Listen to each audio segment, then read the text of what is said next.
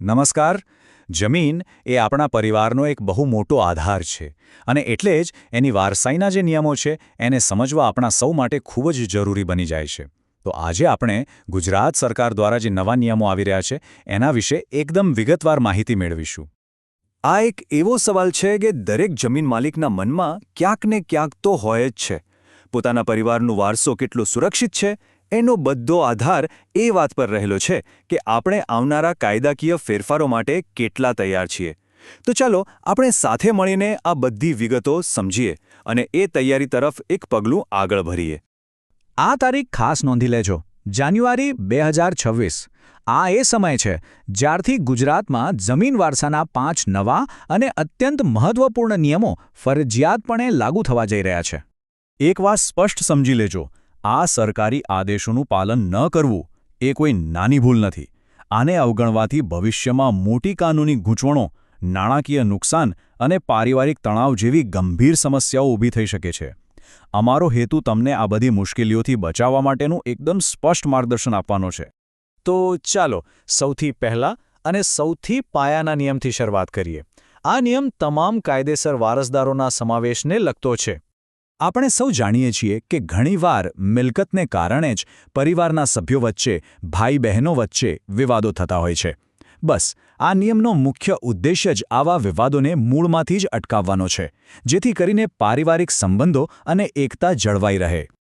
હવે સવાલ એ થાય કે આ સીધી લીટીના વારસદાર એટલે કોણ?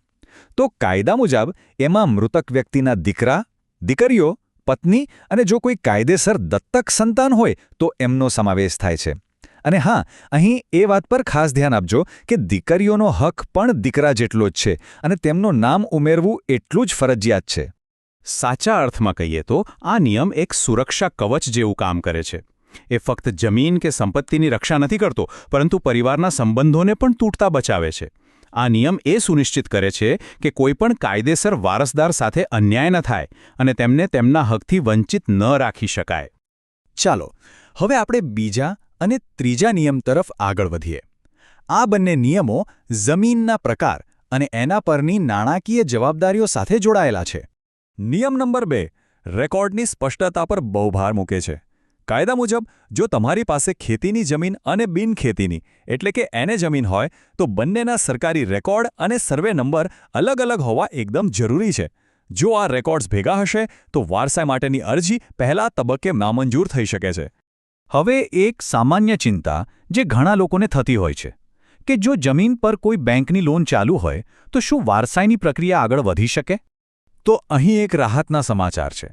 નિયમ નંબર 3 મુજબ હા, જો જમીન પર લોન ચાલુ હોય તો પણ વારસાઈની પ્રક્રિયા થઈ શકે છે. એમાં કોઈ વાંધો નથી.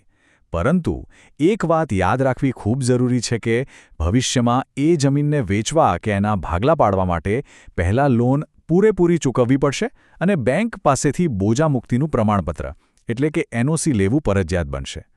હવે આપણે એક બહુ જ મહત્વના ચોથા નિયમ પર આવીએ છીએ. આ નિયમ વારસાઈની પ્રક્રિયા પૂરી કરવા માટેની સમયમર્યાદા નક્કી કરે છે. સરકારે સ્પષ્ટ કર્યું છે કે જમીન માલિકના અવસાનના દિવસથી ગણીને 5 વર્ષની અંદર વારસાઈની પ્રક્રિયા પૂરી કરી દેવી ફરજિયાત છે. અને જો કોઈ કારણસર આ 5 વર્ષની સમયમર્યાદા ચૂકી જાય તો સરકારી નિયમ પ્રમાણે 1000 રૂપિયાનો દંડ ભરવો પડશે. પણ એક વાત ખાસ સમજવા જેવી છે. અસલી નુકસાન આ 1000 રૂપિયાના દંડનું નથી. સાચી સજા તો છે સમયનો બગાડ અને વધતી જતી મુશ્કેલીઓ. જેટલો વિલંબ થશે એટલું જ જૂના દસ્તાવેજો શોધવા અઘરા બનશે, વારસદારોની યાદી લાંબી થતી જશે અને કાયદાકીય ખર્ચ પણ સતત વધતો જશે. એટલે કે આખી પ્રક્રિયા વધુને વધુ જટિલ બનતી જશે. અને હવે આપણે આવીએ છીએ 5મા અને છેલ્લા નિયમ પર. આ નિયમ એવા વારસદારો માટે બનાવવામાં આવ્યો છે જેમની ઉંમર 18 વર્ષથી ઓછી છે અને એમના હિતોનું રક્ષણ કરવા માટે આ ખૂબ જ જરૂરી છે. જો વારસદારોમાં કોઈ સગીર હોય અને કોઈ કારણસર જમીન વેચવી જરૂરી બને તો કાયદામાં એકદમ સ્પષ્ટ 3 પગલાંની પ્રક્રિયા નક્કી કરવામાં આવી છે. પહેલું, સ્થાનિક કોર્ટની પરવાનગી લેવી. બીજું, સગીરના હિસ્સામાં આવતી પૂરેપૂરી રકમ કોઈ રાષ્ટ્રીયકૃત બેંકમાં એફડી કરાવવી. અને ત્રીજું અને છેલ્લું, એ એફડીની રસીદ કોર્ટમાં પુરાવા તરીકે જમા કરાવવી.